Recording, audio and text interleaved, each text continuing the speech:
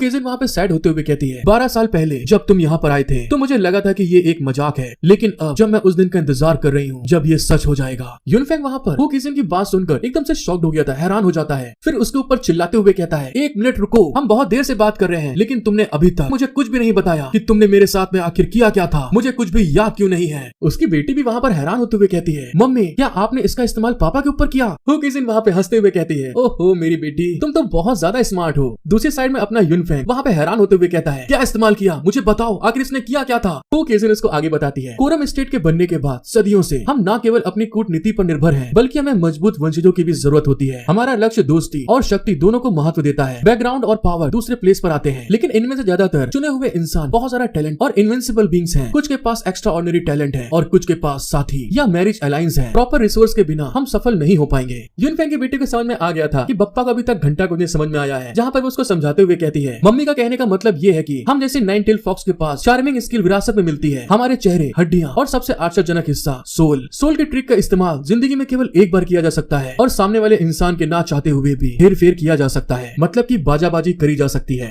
हे mom, पापा उस समय के टॉप ग्रेट मास्टरों से कम थे तो आपने उन्हें क्यों चुना। यूनफेंग भी हैरान होते हुए कहता है हाँ ये बात तो सच है, तुमने मुझे ही क्यों चुना। वो केजिन वहाँ पे उसकी तरफ देखकर स्माइल करते हुए कहती है ये शायद इसलिए है क्योंकि उसकी ईमानदारी और हिम्मत ने मेरी सोल पर कब्जा कर लिया था।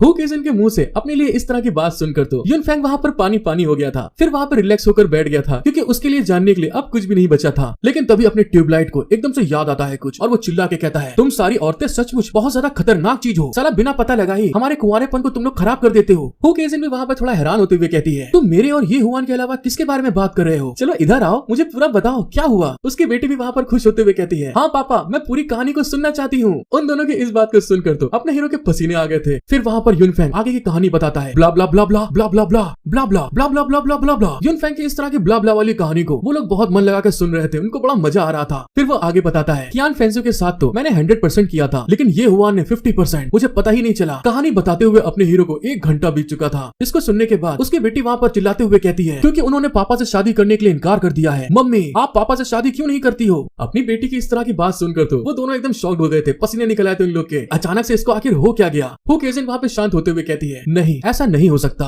उसकी बेटी भी इस बात को सुनकर सैड होते हुए कहती है लेकिन क्यों नहीं हो सकता। जैसा कि 2 बार थप्पड़ खाने के बाद अपने हीरो को समझ में आ चुका है ऐसा क्यों नहीं हो सकता। तभी वहाँ पे अपनी बेटी को बताता है बेटा बात ये है 2 लीडर्स के बीच में जब शादी होती है तो उन दोनों के अलावा भी बहुत कुछ शामिल होता है। अगर वह मुझसे शादी करती है तो कोरम स्टेट को डिवाइन लैंड में शामिल कर लिया जाएगा, जिसे कोरम स्टेट के पीछे जो ताकतें हैं इस चीज के लिए कभी परमिशन नहीं देंगी और इससे सिविल वॉर भी छिड़ने का खतरा है। वो केजिन भी अपनी बेटी को समझाते हुए कहती है ठीक है तो अब तुमको समझ में आया, पापा के स्टेट के जितने भी दूसरे लोग हैं वो इस चीज में शामिल होने की परमिशन